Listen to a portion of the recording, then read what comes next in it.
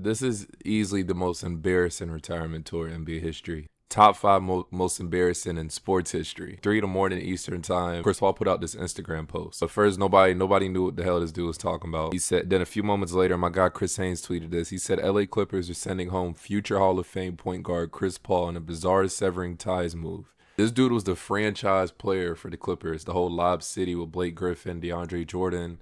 They had Jamal Crawford, all them people.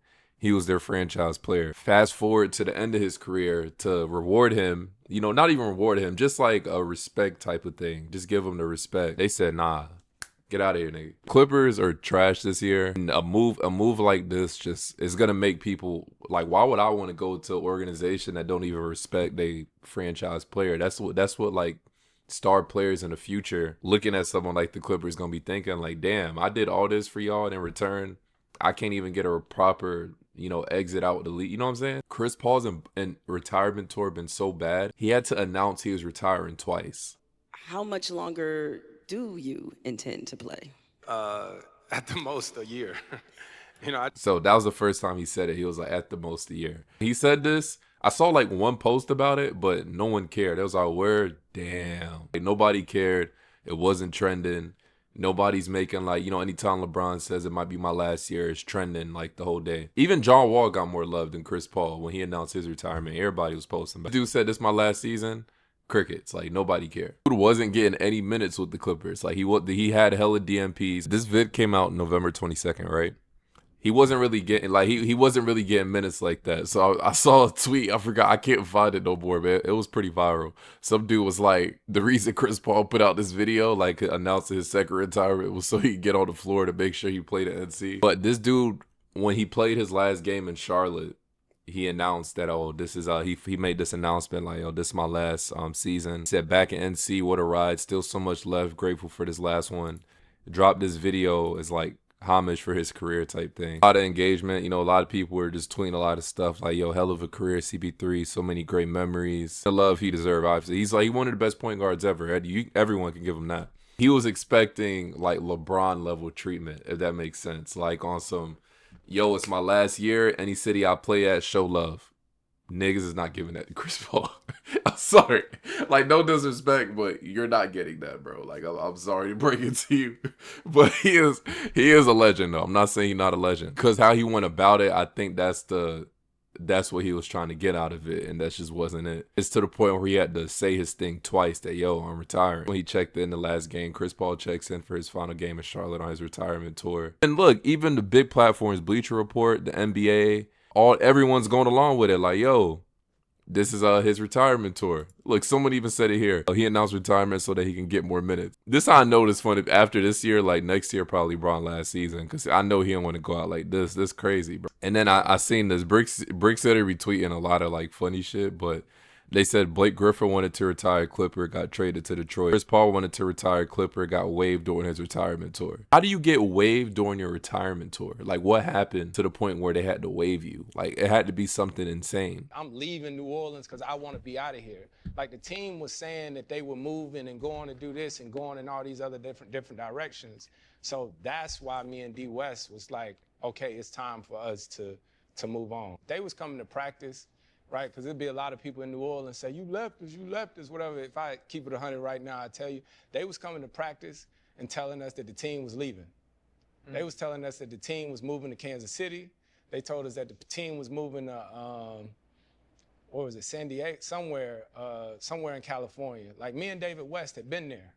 Like, that city, man, listen, you know and I know. Like, I will never have another bond like I had with that city. You got drafted right before Katrina. I got drafted a month before Katrina, right? 2 months before Katrina.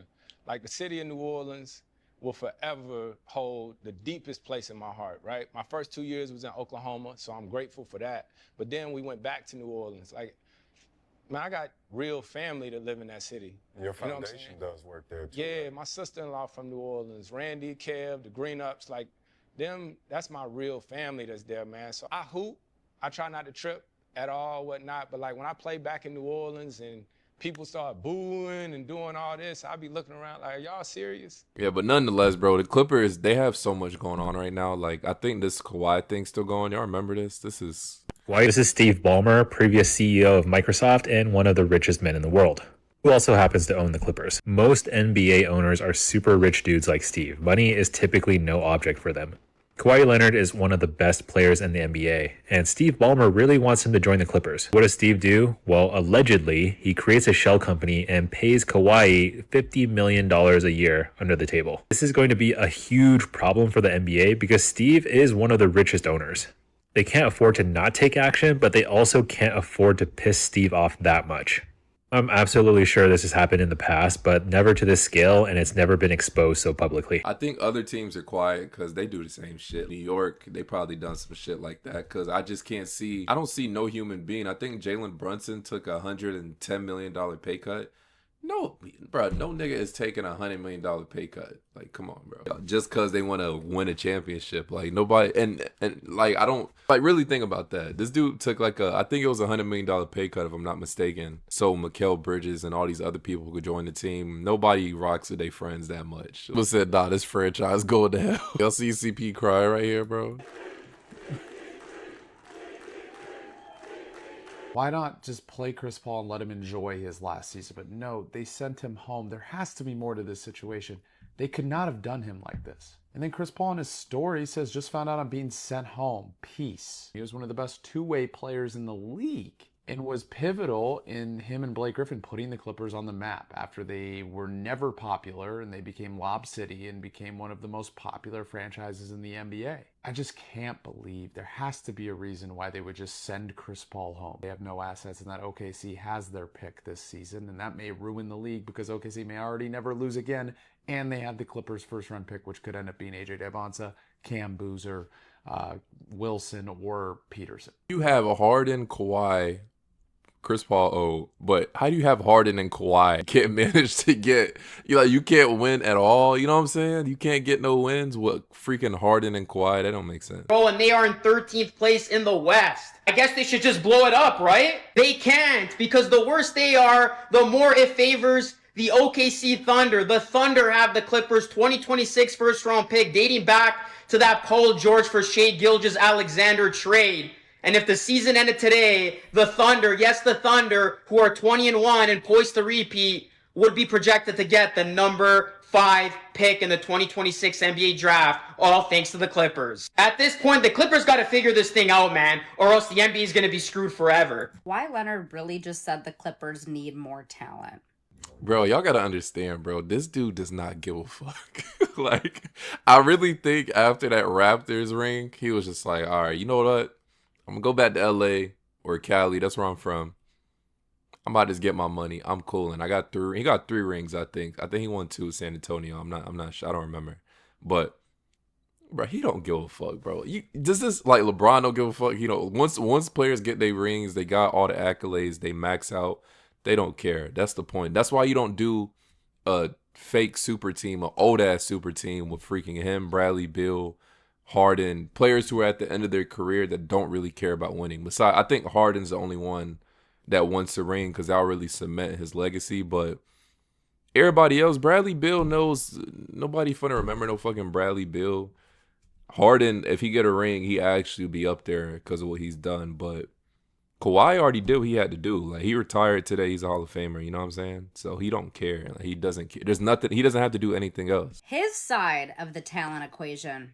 This season alone, Kawhi has already missed 10 games. And during that stretch, the Clippers have pretty much lost all the games. But even when he does play, they're barely scraping by. So it's not a roster problem. It's a dependability and a leadership problem. And in his past few seasons with the Clippers, he played 52 games in the 2022-23 season, 68 games the next season, only 37 the next, and he's only played 7 as of today. You can't be a leader of a franchise if you're only around part-time. And this isn't some mid-level guy talking. This is the highest paid player in the building. And the first thing he points to is needing more talent. And not to mention that reported outside business arrangement tied to Kawhi's contract. But hey, continue to tell us how you need better teammates. Real leaders don't start with the roster. They start with themselves. They show up, stay available, set the tone, and then you can talk about what your team doesn't have. Promise you, he don't give a fuck about winning a championship. He trying to get as much money as possible. The whole lawsuit or the whole Ballmer and all that shit is to make his pockets deeper. He's just trying to get as much money as possible because he's not gonna get another big deal. Well, he might. I mean, it is Kawhi, but nonetheless, bro, the Chris Paul thing crazy. Let me know your thoughts on that in the comment section. And as always, it's your boy.